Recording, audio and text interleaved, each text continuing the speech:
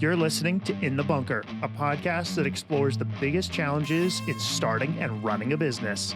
My name is Joshua Maddux, and I'm an entrepreneur and business owner myself. I'm sitting down with business owners to talk about the challenges they face, the lessons they've learned, and how we can all grow from it.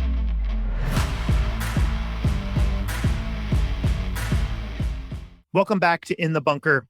Every business owner has faced challenges, and we love to share those stories. Today, we have Frances Harder in the bunker with us. Frances has been faced with the challenge of working with different cultures in business. If you've ever worked across cultures or with another business in another country, you've probably experienced cultural differences. These are always exciting, but can be challenging in business. She has over 30 plus years experience in fashion and fashion consulting. There's so much to unpack here, and I'm super excited to jump in. Let's welcome Frances.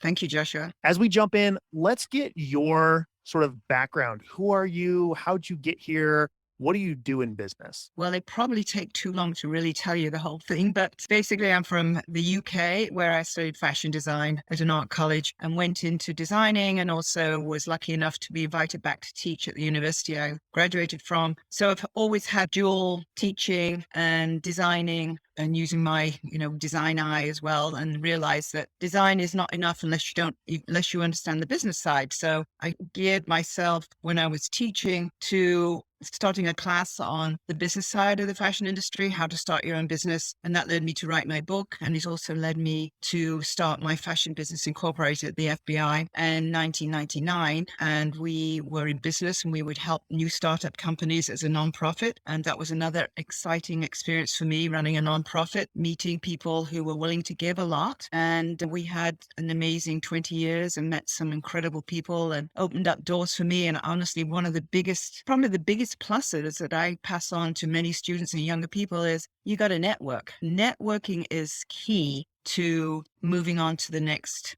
door that opens. And so the more networking you can do, the better. So when I started the FBI, I was invited to speak at different trade shows. From that, the people in the audiences like Magic International, it's huge. It's the biggest trade show for apparel. And so in the audience, you don't know who's going to be there, but there were people who invited me to go to Germany to find out what the Germans are doing for sustainability, invited to France to see what the French were doing to do with protecting their brands, invited to Australia to tour Australia, talking about how to start your own business and enter the American market. I was invited by China a few times. I've been over there to, first of all, as a tour from Shanghai, Beijing, and other places to understand the industries over there. And then I've been invited back a few times. And then, of course, the United Nations, they contacted me, and I'm working.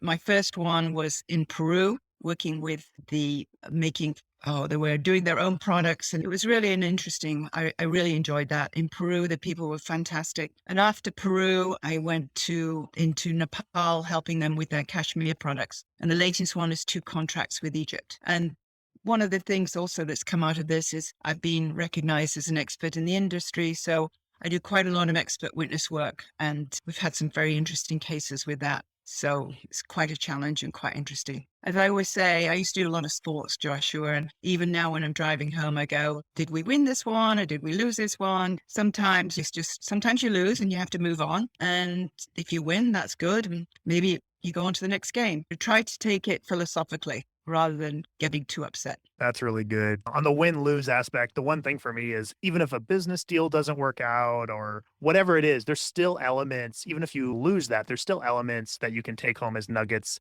that you can learn from. So although you may have not got that project or whatever that loss looked like, there's still elements to learn from. And I encourage business owners all the time to still look at what can you learn from that situation. So a little bit of world travel, just a tiny, but some incredible stuff working with different countries, all different types of companies that are looking to enter the US market. And I imagine that has never been faced with any type of challenge, whether that's language barrier or just time zone differences. There's so many elements there. And I know before we hit record, I know one of the things that you and I were discussing was cultural differences and cultural expectations a little bit. What does that look like? Obviously, we want to be respectful of cultures, and different cultures work differently. I know America is very big on focusing on work, and your work is what defines you. Where other countries, you're defined by your family and your hobbies more. Your work just happens to be how you make a living. And I think that's something that culturally different countries value differently. So not necessarily something that we're looking to disrespect any culture specifically, but talk about the differences and the expectations there. Yes, it's not, it's observations that you learn, really. And it's not a negative. It's just that dealing with these different cultures is a learning experience. It has been for me, and I think it probably would be the same for you. And when people have like we're dealing with, say, the Egyptians, and you talk to somebody who's in the industry and you pass on your experience and they'll say exactly what experience I've had, they have also had the same experience. And you and I were talking about before experience, maybe working with the Chinese has been exactly your experience was like ditto of mine. And so it's very interesting to work with different cultures. And I lived in Germany for 6 years. So I got to, and I ended up marrying one. So I learned the German culture. You think that the Europeans would be similar, but they're not. So living in Germany, I loved it dearly, but there were definite cultural differences. So working with the cultural differences is interesting, challenging, and you hope that are they like particularly now working with the United Nations with Egypt, I was hired as a consultant to assist them to understand how to enter the American market. What do they need to do? How do they prepare? Everything from the websites. Well, they're up. This is who you are up front with a website. So what is the first person going to do when they're looking at your company? They're going to go to your website. So when you're dealing with, say, Egypt, it's very male dominated. And so you open up the website, you've got a big, strong building up there, right? Well, you scroll down, there's a row of men in suits and a tie. And so you say, what are they selling here? They're selling women's clothing. Isn't that interesting? I said to them, you've got to change this website. People need to know, identify immediately what it is you're doing.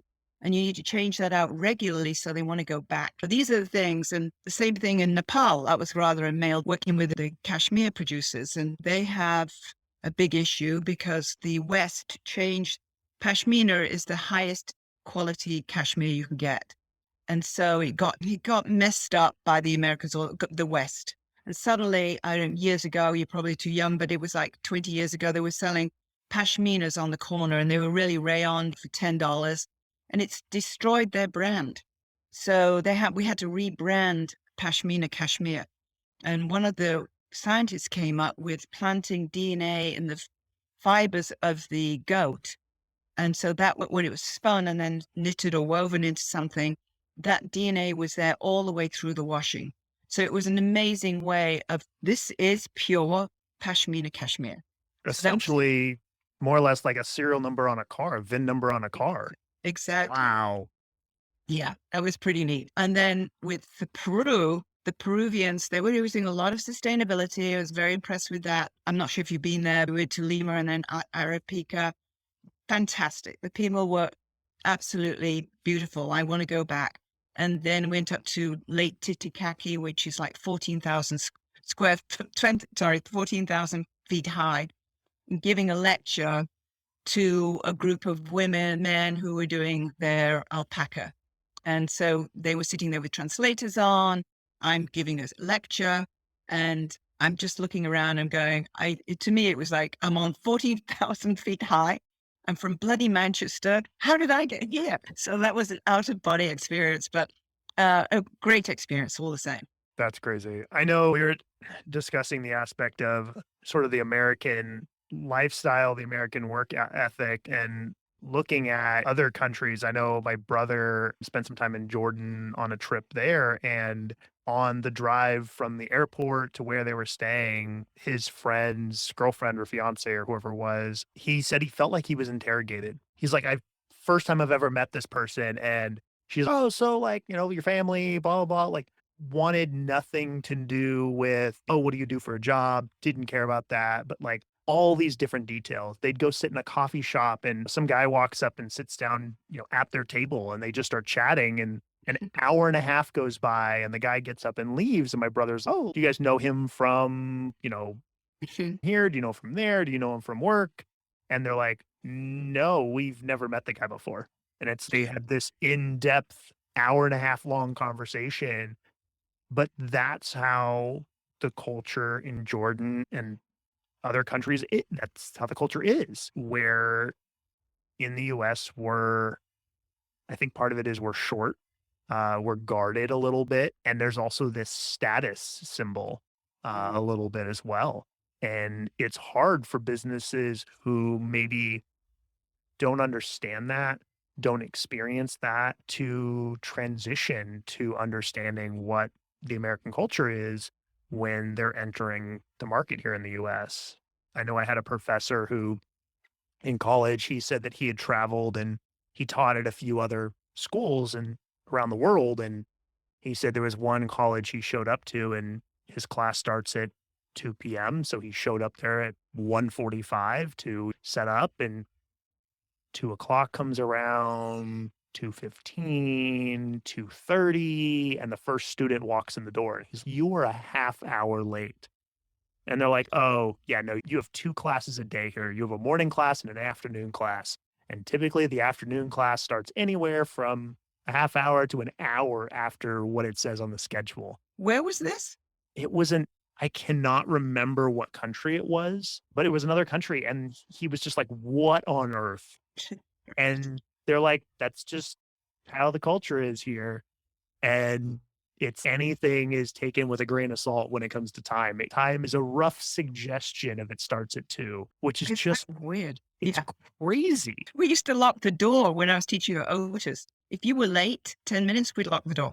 Yeah, Or we were fit as well. That if you were late, you had 3 late, 3 tardies equals actually a fail.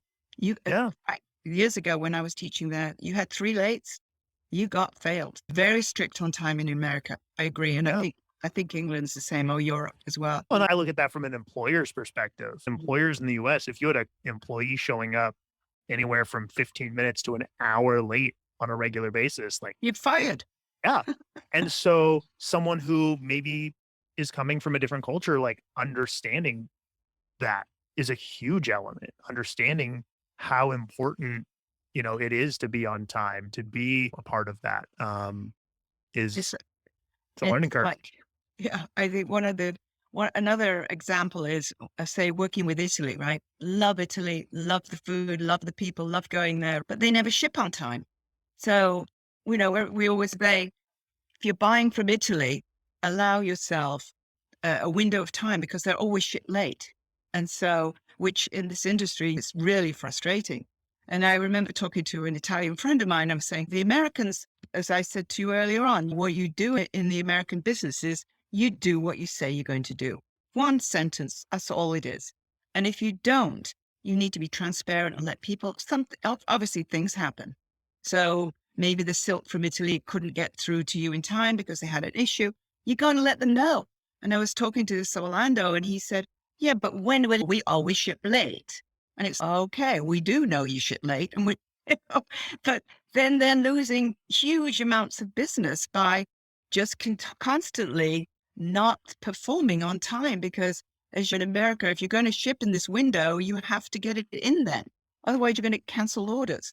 Well, and especially with the element and the rise of just-in-time delivery. I look at how many right now is a great example. We're at the end of 2020 and our port in Los Angeles has 50 plus ships sitting waiting.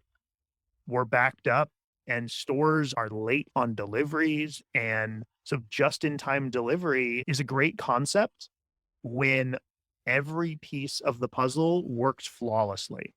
But heaven forbid you get a backup of a port, you get weather that causes issues, you get a shipping delay for whatever reason that is. And sometimes that doesn't need to be some catastrophic 30-day delay. Sometimes that can be 72 hours. That 72-hour delay can be a huge difference in whether a product is going to get sold at the right time or not. You drop Christmas decor on, December 30th and now it's on the clearance rack. I know I lived near the port and I saw it yesterday. There were 80 container boats out waiting to get in. And the traffic just getting in and out. It was just when there were trucks from Maine, trucks from Tennessee, you see them on the road, trying to get on the road and get out. And this is an interesting topic, because what everybody in our industry, and probably other industries too, is that we're looking for domestic manufacturing. We're trying to bring it back, not only for the sustainable access, because it's going to be sustainable, you're saving all that fuel, but you're also, as you say, on demand. We're looking for on demand, fast, or whether you go near shoring, which is Mexico and south of the border, where they truck the goods in. So there is a huge change. But unfortunately, this is something that the US needs to address, which Biden is with the infrastructure money, is that we've not invested in our infrastructure. So you go to one time, the fashion industry in LA was the largest industry with the clothing industry within America. Very vibrant, huge. You've got old buildings downtown, Joshua, where you can't even get a truck down the alley in the back. Old elevators, wooden floors that creak, you can see the floors below. We have to, if we want to bring domestic manufacturing back in all fields, we have to invest in our own infrastructure. Think Yeah. about it, you can't even get a train from here to Vegas. You could get fast trains from London to Paris. Why can't we get more efficient? I know we're criticizing our foreign partners, but in a way, a lot of our issues need to be addressed domestically. We need to start investing in our own infrastructure. Well, and it's funny to me how we talk about, oh, XYZ culture is a little bit more laxed and they're a little bit more flexible on time frames. But that's the culture that figured out public transportation. They figured out infrastructure. They figured out all this stuff. And then we're over here saying deadlines, but we can't figure it out. I live in an area where every time the wind blows the wrong direction more than 30 miles an hour, they shut my power off. I got a notice last night from Edison saying, "Happy Thanksgiving, we might shut your power off," type thing. It's crazy. And so And these are the overland power lines. Nobody in Europe has overland power lines. They're all underground. yeah, We haven't got to that. So you're threatened by fires constantly. yeah, It's crazy. yeah, it is. And it's one of those elements where we'll figure it out eventually. We'll get there. And I think the element that you're talking about, the near shore or about bringing manufacturing back to the US, I think that's very interesting. And I think I also look at it from there's a company that's developing what they're calling micro farms. And so they're using shipping containers. They're using a 40-foot shipping container Mm. and they're putting grow lights in it and they can grow arugula and lettuce and spinach and radishes and all this stuff. The radishes need 8 inches to grow. That's it. And then they can have a grow light. If you put them out in the middle of a farm, all they're using is 8 inches of space. But if you stack them vertically inside of a shipping container, a 40-foot shipping container can be the equivalent of a 1 acre farm.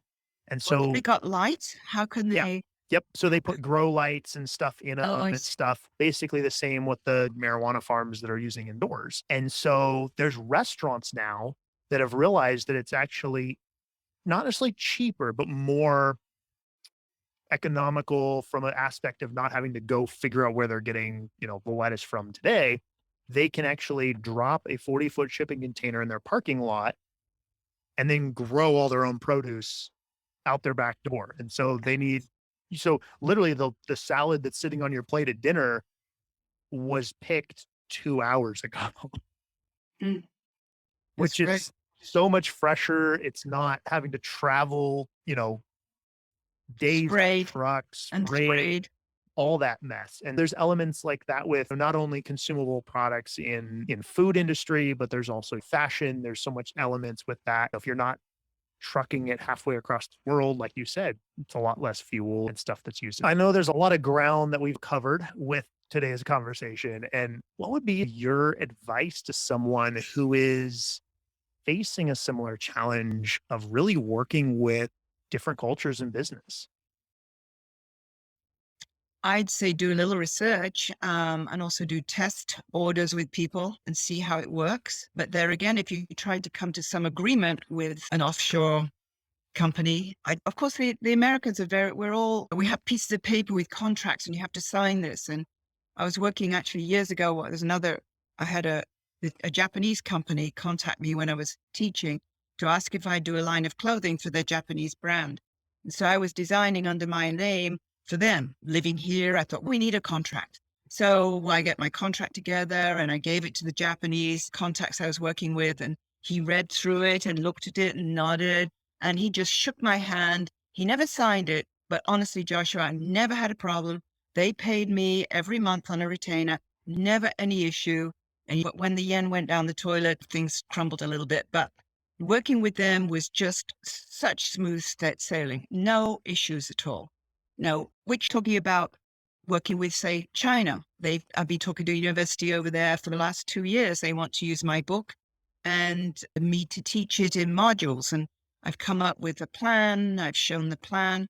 I've, was where everybody goes, oh, you got to protect your business. And so your IP. So I spent nearly $10,000 on registering it in China and getting it all legal so nobody can knock it off. And these conversations will come every 3 months. I get another email, and I've just come to the point where I just can't do anymore. I've lost interest because it seems to be I'm spinning wheels and it's not going anywhere. So whether anything will come of it, I don't know. But Joshua, you've had some experiences too, right? Yeah, we have. We had you and I were talking about before. There was a company who approached us for a fairly high-end product in China, and it was a similar element. It was handfuls of conversations. And I think sometimes, and this isn't necessarily even a culture thing, I think there's sometimes where businesses come up with amazing ideas and they can see the end outcome. They can see that this product makes them $20 million a year, but they realize that getting from point A to point Z is going to take a lot of work. And they are almost looking for someone to come in and take on a little bit more of that. And that's fine if they're providing maybe a revenue share, but sometimes just relying on a contractor to come in and just take over everything is a little hard. Especially if you don't have any money coming in from it. No. Yeah, exactly. And the other thing you mentioned with contracts across different countries, contracts are great, but the biggest thing you want to think about is what is the cost to enforce said contract? If you have a contract with a company overseas in another country, you need an attorney who understands that country's laws and who can navigate the legal system both here and there. And if your contract value is less than what it's going to cost to have your attorney fly there and spend a week or so, then there's no real, almost not even a reason to have a contract other than just here's the understanding, sort of a letter of understanding more, just to and make sure everybody's on the same page of this is the expectations. And that's really where I would say you want to think about it. Yeah, one thing I have found though that is within American system is the U.S. Trade and Commerce. They have some really great services to help any American company who's thinking of going internationally. I was part of an international group for the U.S. Trade and Commerce, and now I'm connected to them. I know that they have some really good. Anybody thinking about going abroad, either to manufacture or to sell, definitely get in touch with the U.S. Trade and Commerce. They have some really good help. And of course, they know who to contact in these particular countries who can help you. In each country, the American embassy is there and they can certainly give you at least some advice as to how to handle it. Yeah, there's a lot of different resources out there, whether it's something like US Trade and Commerce or the SBA has some great resources. And, there may be a paid resource through the SBA, but they may be able to point you in the right direction. And Oh, in yeah. reality, paying someone who has gone through this 100 times before for an hour of their time to say, hey, what are the big hiccups and issues that I can expect? Elements like you just talked about with, oh, if you deal with this culture or this country, they typically are always late on shipping. And so great. If we're expecting it to be here on February 1st, then maybe we should make sure we tell them 2 weeks earlier. Exactly.